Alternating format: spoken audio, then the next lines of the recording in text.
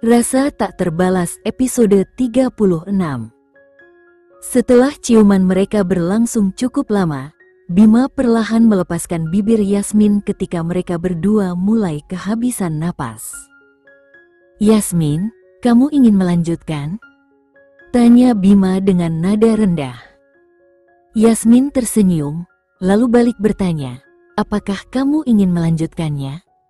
Dengan anggukan penuh arti, Bima mengangkat alisnya. "Menurutmu?" Yasmin menghela napas lembut sambil mulai membuka kancing kemejanya. Namun, Bima segera menggenggam tangannya dan berkata dengan nada yang serius, "Malam ini, aku ingin sepenuhnya menjadikanmu milikku." Yasmin terkekeh, matanya berbinar, "Aku sudah sepenuhnya menjadi milikmu." Beberapa saat kemudian, ruangan tersebut diisi dengan suara lembut yang menggema, menandakan keintiman mereka yang semakin dalam. Rumah Baskara. Sudah lewat tengah malam, namun Niko masih terjaga, berguling-guling di tempat tidurnya tanpa mampu memejamkan mata. Rasa gelisah terus mengusik ketenangannya. Setelah mencoba berbagai cara untuk tidur, Niko akhirnya menyerah dan memutuskan untuk berjalan-jalan di taman, berharap udara segar bisa membantunya menenangkan pikiran. Saat ia melangkah keluar kamar, ia terkejut melihat Alisa juga sedang keluar dari kamarnya, tampak ragu. "Kamu mau kemana malam-malam begini?" tanya Niko, tersenyum tipis. Alisa tersentak, Aku hanya merasa susah tidur, jadi." Niko tersenyum lebih lebar. "Kalau begitu, bagaimana kalau kita jalan-jalan di taman bersama?" Setelah sedikit ragu, Alisa akhirnya mengangguk, mengikuti Niko menuju taman dalam keheningan malam yang tenang. Alisa dan Niko berjalan di taman dalam keheningan. Keduanya saling diam, seolah menunggu satu sama lain untuk memulai percakapan. Keduanya ingin berbicara, namun tak satu pun yang berani mengungkapkan kata pertama. Tiba-tiba, Niko tertawa kecil. Alisa mengerutkan kening, menatapnya dengan penuh tanya. "Apa yang lucu?" tanyanya. Niko menoleh sambil tersenyum pahit. "Dulu, kita begitu dekat. Sekarang, bahkan untuk sekadar memulai percakapan saja rasanya sulit. Hidup ini benar-benar aneh, ya?" Alisa tersenyum samar, menganggukkan kepala. "Dulu semuanya terasa begitu sederhana, begitu indah. Tak ada beban, tak ada kekhawatiran, suaranya menggantung, kata-kata yang ingin ia sampaikan seakan tersangkut di tenggorokannya. Ada banyak hal yang ia inginkan untuk disampaikan, tapi ia tak mampu mengucapkannya." "Ya, kamu benar." Niko mengangguk pelan. Setelah beberapa saat dalam keheningan, Niko tiba-tiba bertanya, "Bagaimana bisa kamu menjadi seorang dokter?" Alisa tersenyum tipis. "Entahlah," jawabnya ringan, menghindari jawaban yang sebenarnya. "Aku selalu mengira kamu akan bergabung dengan bisnis keluargamu," lanjut Niko. Alisa menggeleng pelan, "Bisnis itu bukanlah impianku." Niko terkekeh. "Dan ayahmu mengizinkanmu untuk memilih jalur ini?" Alisa terdiam sejenak, tatapannya kosong. Ia tak menjawab. Akhirnya, ia memandang Niko dan berkata, "Sudah malam. Aku sebaiknya kembali." Namun, tiba-tiba Niko meraih tangannya, menghentikannya. "Kalau saja kau diberi kesempatan lagi, apakah kau akan tetap memilih suamimu daripada aku? Apakah kau akan mengorbankan cinta kita lagi demi menjadi istrinya? Apakah kau akan?" Alisa membeku, air mata mulai mengalir di pipinya. Ia ingin berbalik, ingin menjelaskan bahwa ia tak pernah benar-benar menikah. Namun, saat ia akan berbicara, ia mendengar tawa kecil Niko. "Sudah jelas, kan?" Jika kamu bisa melakukannya tanpa ragu dulu, pasti kau akan melakukan hal yang sama lagi, kata Nico dengan nada getir. Alisa tersenyum kecut, sambil menyeka air matanya. Kau benar, jawabnya singkat. Setelah itu, Alisa berbalik dan berjalan pergi, meninggalkan Nico yang hanya bisa terpaku, hatinya terasa sesak mendengar jawabannya. Menatap punggung Alisa yang semakin menjauh, Nico memejamkan mata, kembali teringat pada saat-saat ketika ia harus merelakan kepergiannya dulu. Di masa lalu, Julian, Bima, Nico, dan Alisa adalah teman sejak kecil yang telah mengenal satu sama lain sejak masa taman kanak-kanak. Julian, Bima, dan Nico berasal dari Surabaya, sementara Alisa dari Jakarta. Sama seperti ketiga temannya, Alisa juga tumbuh di tengah keluarga yang terpandang dan berpengaruh di negaranya. Ayah Alisa, Tuan Rangga, adalah seorang pengusaha yang dihormati di Jakarta. Namun, Alisa tumbuh tanpa sosok ibu, karena ibunya meninggal saat melahirkannya. Kehilangan itu membuat Alisa tak pernah merasakan kasih sayang seorang ibu, meskipun ayahnya selalu berusaha membahagiakannya. Namun, meski begitu, ada kekosongan yang tak dapat diisi oleh perhatian Tuan Rangga. Saat Alisa berusia 3 tahun, ia pernah menjadi korban penculikan yang dilakukan oleh musuh bisnis ayahnya. Walaupun Tuan Rangga berhasil menyelamatkan Alisa, kejadian tersebut membuatnya sangat khawatir akan keselamatan putri semata wayangnya. Demi melindunginya, Tuan Rangga memutuskan untuk mengirim Alisa ke Surabaya, jauh dari bahaya, bersama seorang pengasuh yang memperlakukan Alisa dengan penuh kasih sayang, layaknya anak kandung. Pada awalnya, Tuan Rangga sering mengunjungi Alisa di Surabaya. Namun saat Alisa beranjak 10 tahun, kunjungan itu mendadak berhenti. Ketika Alisa menanyakan kabar ayahnya kepada pengasuhnya, sang pengasuh dengan lembut berkata, "Ayahmu kini telah menemukan seorang ibu baru untukmu, sayang. Ia sedang sibuk menyesuaikan diri dengan kehidupan barunya.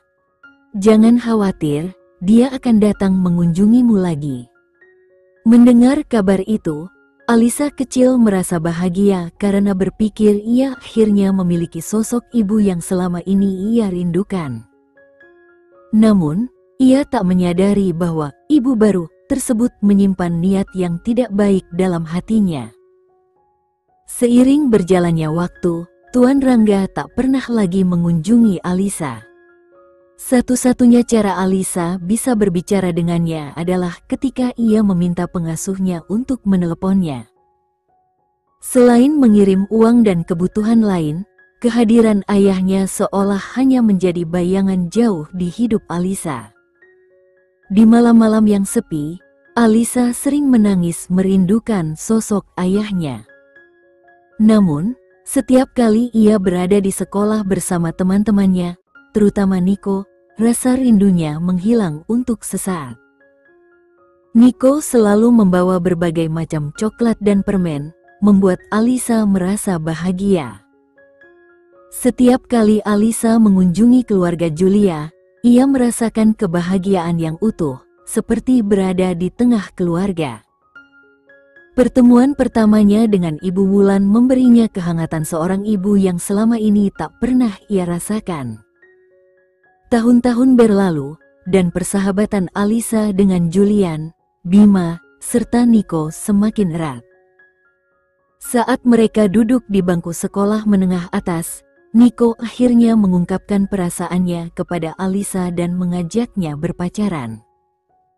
Alisa menerima dengan senyum bahagia, dan hubungan mereka resmi dimulai. Sejak saat itu, Alisa berhenti bertanya kepada pengasuhnya tentang kabar ayahnya, dan bahkan panggilan dari pengasuhnya perlahan menghilang. Alisa menikmati harinya di sekolah dan menghabiskan sebagian besar waktu luangnya bersama Nico.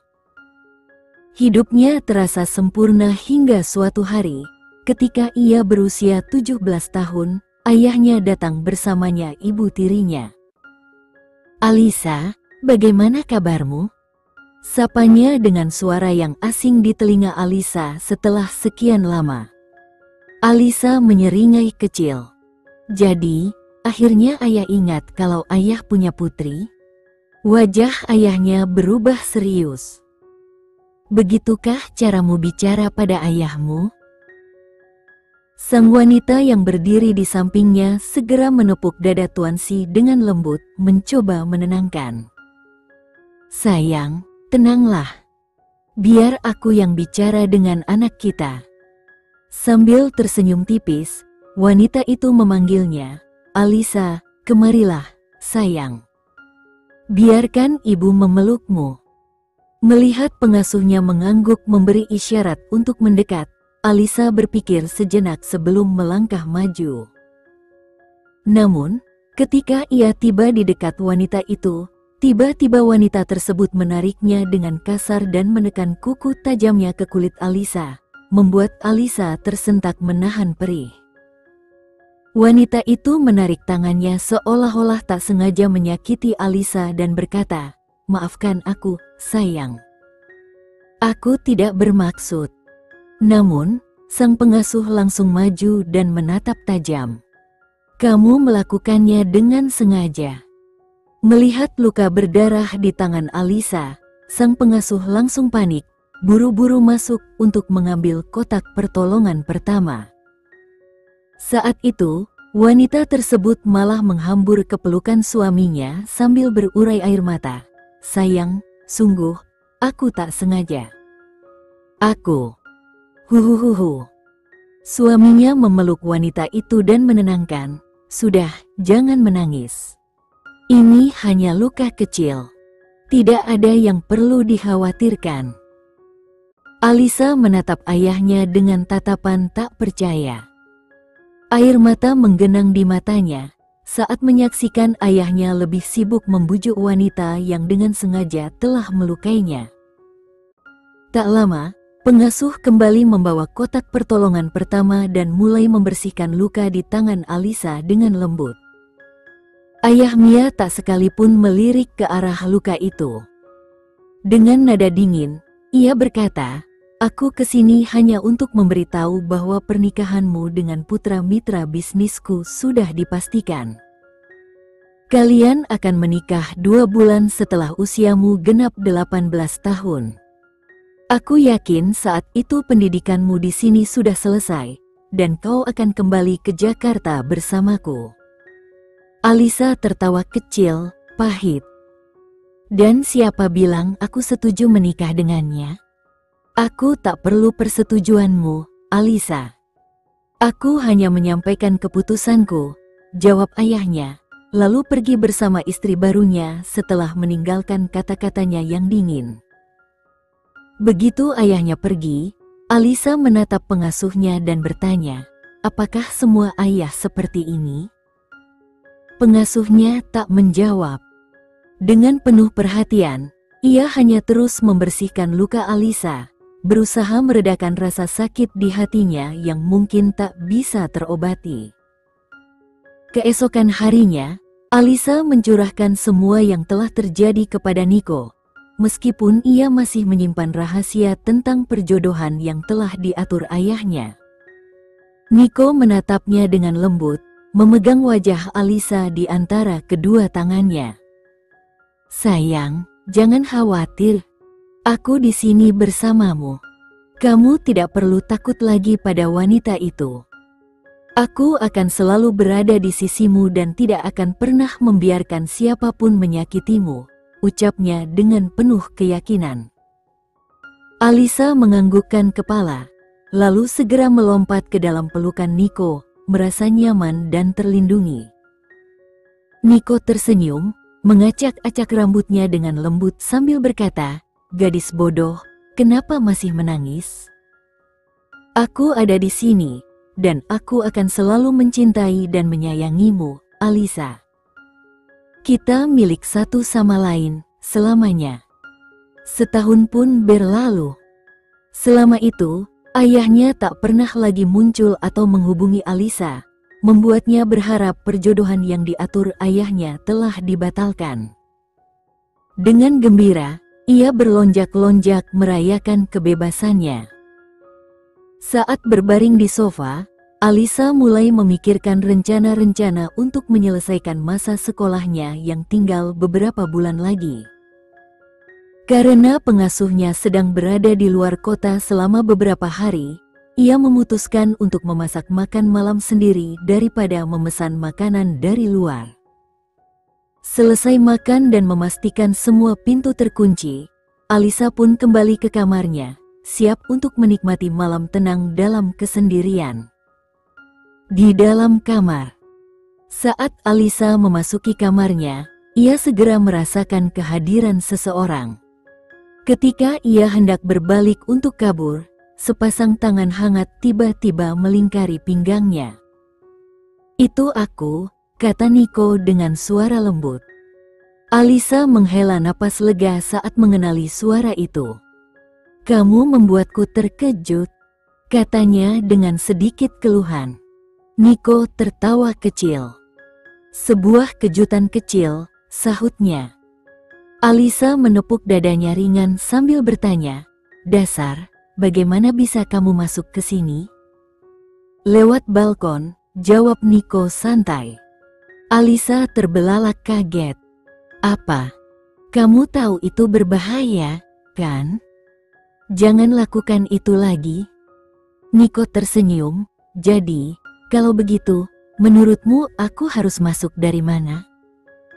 Alisa berjalan menuju lemari dan mengambil kunci cadangan. "Mulai sekarang, gunakan ini. Lain kali masuklah lewat pintu seperti orang normal, bukan seperti monyet."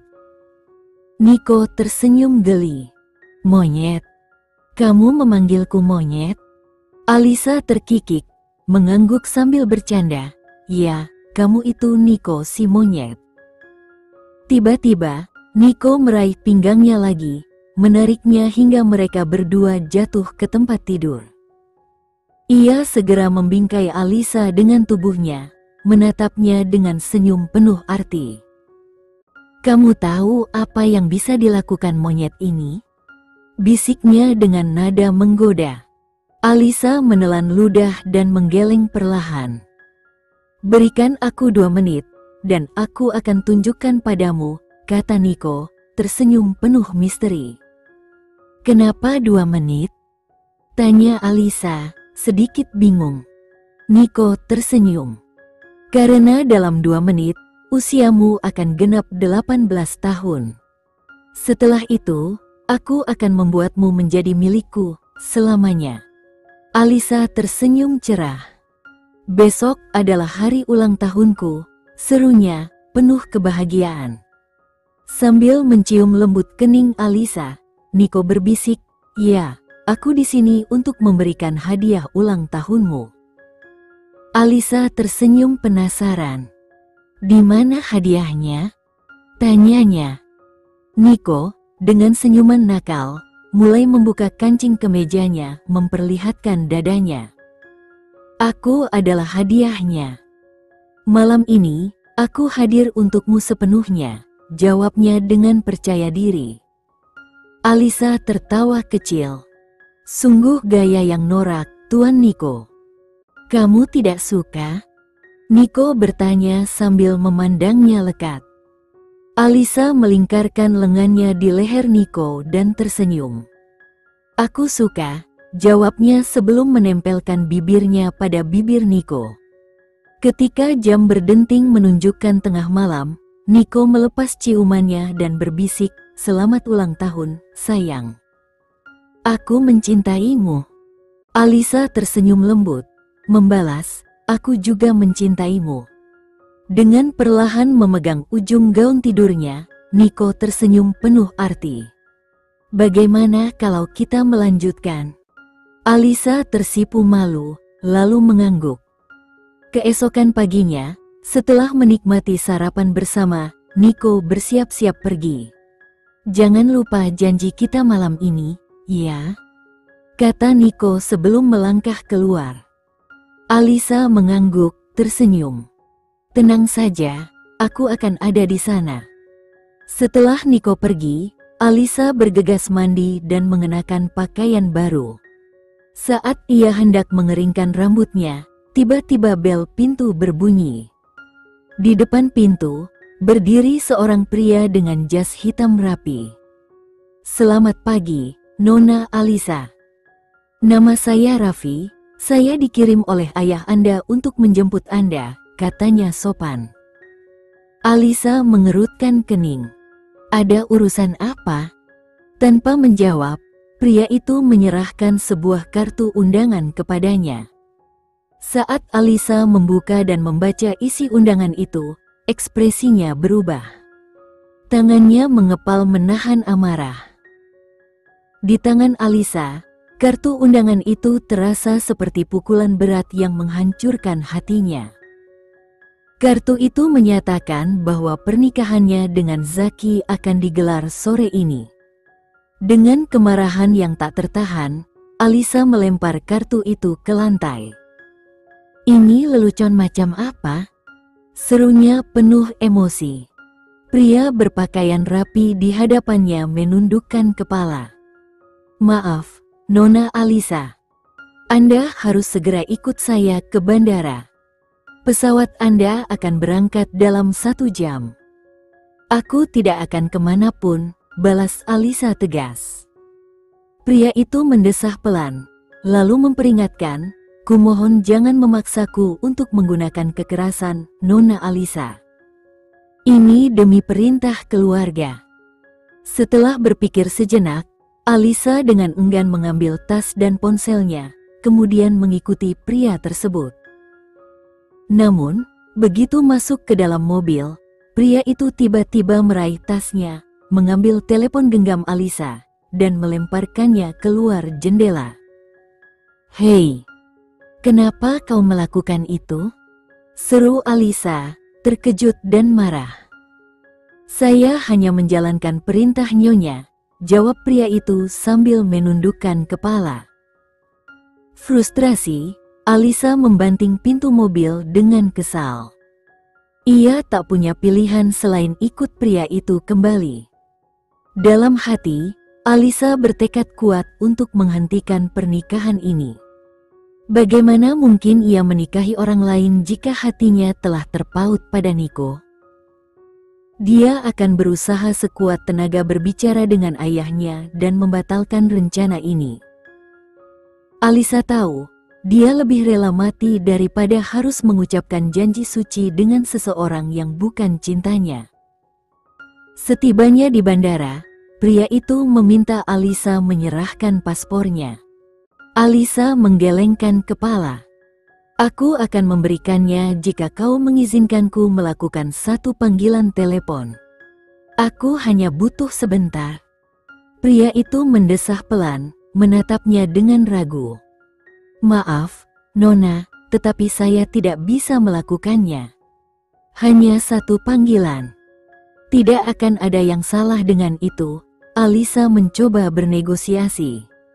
Namun, tanpa menanggapi lebih jauh, pria itu dengan cepat mengambil paspor dari genggamannya. Alisa hendak protes, tapi sia-sia. Nona, lebih baik Anda menurut saja. Mari kita pergi, kata pria itu, suaranya tegas. Alisa hanya bisa mendesah panjang, lalu mengikutinya dengan perasaan kesal. Di Surabaya, di dalam kafe yang ramai, Niko, Julian, dan Bima menunggu dengan gelisah. Sudah hampir pukul 3, kenapa dia belum juga datang? Keluh Bima. Kalian tunggu di sini, aku akan mencarinya, kata Niko sebelum keluar dari kafe dan menuju mobilnya. Setelah sekitar 15 menit berkendara, ia tiba di depan tempat tinggal Alisa. Menggunakan kunci yang diberikan Alisa sebelumnya, ia membuka pintu dan melangkah masuk. Alisa, panggilnya, suaranya menggema di ruangan yang sunyi. Tak ada jawaban. Niko memanggil lagi, Alisa?" Tetap tak ada sahutan, membuatnya merasa semakin khawatir. Ketika hendak memanggil nama Alisa lagi, mata Niko tiba-tiba tertuju pada sebuah kartu emas yang tergeletak di lantai. Ia membungkuk, mengambilnya, dan membacanya. Begitu membaca isi kartu undangan tersebut, wajahnya berubah tegang dan matanya memerah. Dari sudut ruangan, pengasuh Alisa memperhatikannya, lalu bertanya, "Kau mencari Alisa, kan?" Niko mengangkat kartu itu, bingung dan marah. "Ini benar." "Ya," jawab sang pengasuh dengan nada sedih, "Alisa baru saja menikah hari ini dengan tunangannya." Niko tersentak. "Alisa punya tunangan?" tanyanya dengan suara bergetar. Pengasuh itu mengangguk pelan, mendesah, "Pernikahan ini sudah diatur sejak lama. Dia tidak akan kembali sekarang. Suaminya berasal dari Jakarta." Niko merasa lemas. Ia bersandar di meja, mencoba menenangkan diri. "Ini tidak mungkin," gumamnya tak percaya. Dengan cepat, Niko mengeluarkan ponselnya dan mencoba menghubungi Alisa. Namun, panggilannya tak pernah tersambung. Telepon Alisa sudah dimatikan. Berkali-kali ia mencoba, dan setiap kali gagal, amarah serta kesedihan mulai mendominasi perasaannya. Dengan frustrasi, ia membanting ponselnya ke dinding. "Alisa, kau tidak seharusnya melakukan ini padaku," teriaknya, lalu berlari keluar dari rumah, meninggalkan perasaan hancur yang bercampur dengan amarah. Begitu Alisa tiba di Jakarta, ia langsung dibawa menuju hotel milik ayahnya. "Nona Alisa, silakan masuk. Tuan sedang menunggu Anda di dalam," kata pria yang menjemputnya. Saat memasuki ruangan, Alisa mendapati ayahnya duduk dengan seorang gadis muda di pangkuannya. "Alisa, akhirnya kau tiba. Cepat bersiap dan ganti pakaian. Pernikahanmu akan dimulai dalam 1 jam, ucap ayah sembari membelai rambut gadis kecil itu. Alisa berdiri tegap, tatapannya tajam. "Aku tidak akan menikah," katanya dengan nada tegas. "Jangan bertingkah bodoh. Lakukan saja seperti yang kukatakan," balas ayahnya. Alisa mengangkat suaranya, "Apa kau tidak mendengar? Aku bilang aku tidak akan menikah. Apakah kau tuli?" Tiba-tiba, ayah menendang meja di depannya dengan amarah. "Itu bukan cara berbicara pada ayahmu." Gadis kecil yang duduk di pangkuannya mulai menangis ketakutan. "Ayah, aku takut," katanya dengan suara gemetar. Alisa terkejut mendengarnya. "Ayah?" tanyanya, kebingungan. Ayah si menenangkan gadis itu, menepuk kepalanya dengan lembut. "Jangan khawatir, sayang. Pergilah bersama ibumu." Gadis kecil itu mengangguk dan meninggalkan ruangan. Alisa menatap ayahnya penuh tanya. "Dia putrimu?" "Ya, dia anakku bersama ibu barumu," jawab ayahnya datar. Alisa memutar matanya, kesal. "Dia bukan ibuku. Ibuku sudah meninggal saat aku masih kecil." Ayahnya menghela napas, mencoba menahan kesal. "Aku tak punya waktu untuk mendengar omong kosongmu, Alisa. Masuklah dan kenakan gaunmu." Ia memberi isyarat kepada para pelayan. "Bawa gaun pengantin itu dan tunjukkan padanya." Para pelayan segera datang, membawa gaun pengantin dan menempatkannya di hadapan Alisa. Alisa meraih gaun pengantin dari pelayan dan mengambil segelas anggur merah dari meja, lalu menuangkannya ke gaun putih itu hingga basah berwarna merah. "Alisa, apa yang kau pikirkan?" teriak ayah Rangga, marah. Aku sudah bilang, aku tidak akan menikah. Karena tampaknya kau sulit memahami kata-kata sederhana, maka ini caraku memberitahumu lagi. Tanpa gaun pengantin, tidak akan ada pernikahan, kan? Jawab Alisa dengan tenang. Ayah Rangga berlari mendekatinya dan menamparkan wajahnya dengan keras. Alisa hanya tersenyum pahit. Ini yang tersisa dari hubungan kita, dan kau hancurkan hari ini. Kau bukan lagi ayah yang ku kenal dulu. Kalau kau tidak menikah hari ini, kau keluar dari rumah ini dan dari hidupku. Tegas ayahnya. Alisa membalas dengan tajam, aku lebih memilih mati daripada menikah dengannya. Dan tak perlu mengusirku, aku akan pergi. Mulai hari ini, aku tak punya hubungan apapun lagi denganmu. Baik, pergilah. Begitu kau keluar, aku akan membekukan semua kartu kreditmu. Ingat, Alisa, kau bukan siapa-siapa tanpa dukunganku, balas ayahnya dengan dingin. Alisa tersenyum sinis, mengeluarkan semua kartu dari tasnya dan melemparkannya ke lantai. Simpan saja uangmu, Tuan Rangga. Aku tidak butuh itu. Setelah berkata demikian, ia berlari keluar dari hotel tanpa melihat ke belakang. Di luar, Alisa berdiri terdiam sejenak, memikirkan langkahnya berikutnya. Tanpa uang dan dukungan, ia merasa tersesat. Ia ingin segera kembali ke Surabaya dan bertemu Niko untuk menceritakan semua yang terjadi. Melihat seorang pria paruh baya berdiri tak jauh, Alisa mendekatinya. Permisi, Tuan, bolehkah saya meminjam telepon Anda untuk menelepon sebentar? Pria itu mengangguk ramah. Alisa menerima teleponnya dan segera menghubungi nomor Niko, namun sambungan tidak aktif. Setelah mencoba beberapa kali, ia mengembalikan telepon itu dengan rasa kecewa.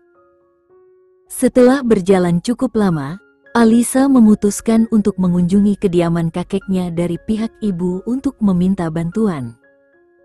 Meskipun sudah lama tidak bertemu, ia yakin bahwa kakeknya masih sangat menyayanginya.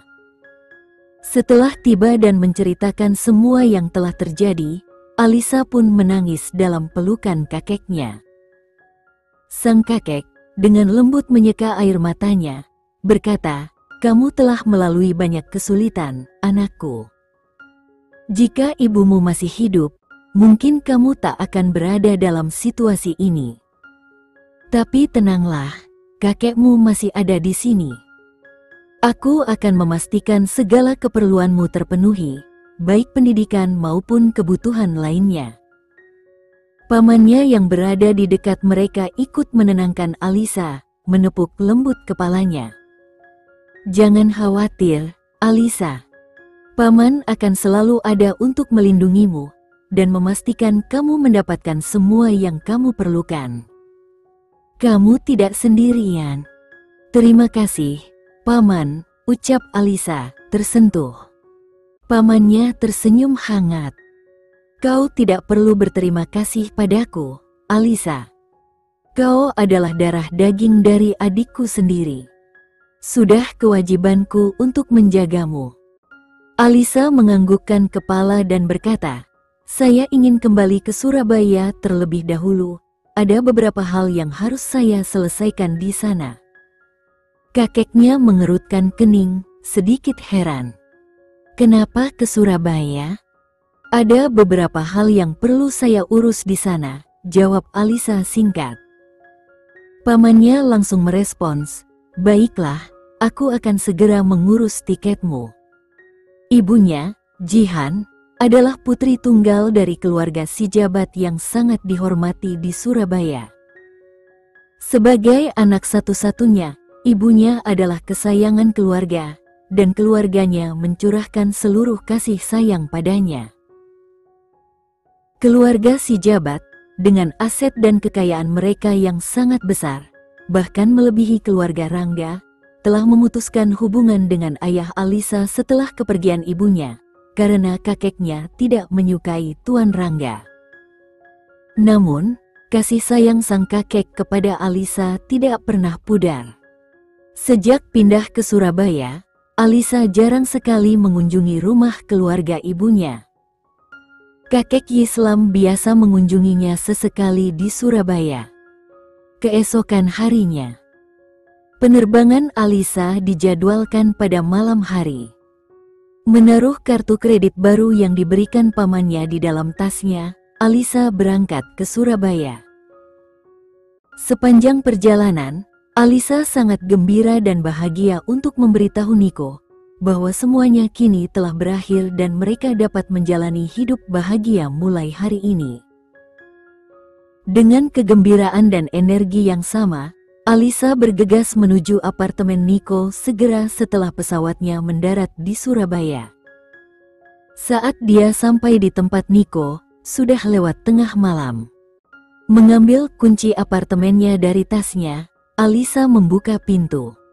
Begitu dia memasuki apartemen, dia mengerutkan kening. Apartemen yang biasanya rapi dan teratur, kini berantakan. Botol-botol alkohol kosong tergeletak di lantai. "Oh, lihat siapa yang ada di sini? Pengantin baru kita," kata Niko. Alisa mengerutkan kening.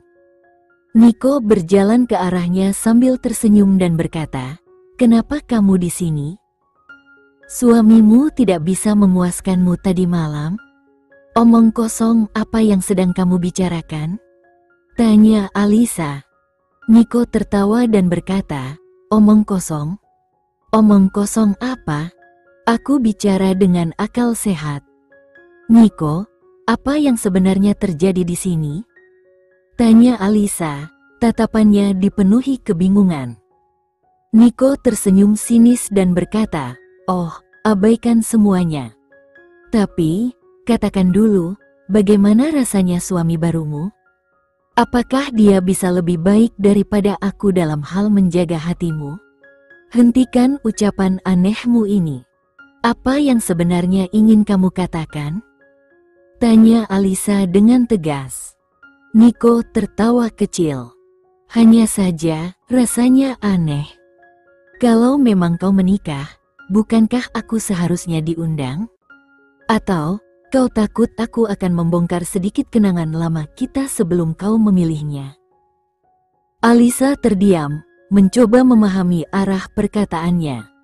"Siapa yang memberitahumu tentang pernikahan itu?" Niko menyipitkan matanya, masih dengan senyum yang penuh arti. "Kau pikir aku tak akan tahu? Coba bayangkan, baru saja kemarin kau menikah, dan hari ini kau sudah di sini. Ada apa?" Setelah sejenak hening, Niko menambahkan, "Mungkin ada yang kurang yang membuatmu datang mencariku." "Tak masalah, aku di sini dan siap membantu, seperti selalu."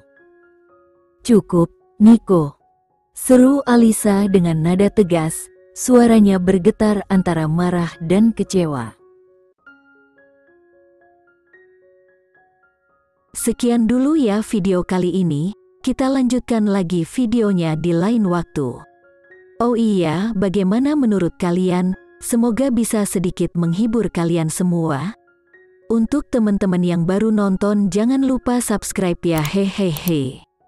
Dan kalau teman-teman ada yang ingin gabung langganan, bisa langsung gabung saja untuk dapat fitur yang menarik dan sedikit membantu Mimin. Terima kasih banyak sudah menonton, sampai jumpa lagi, bye.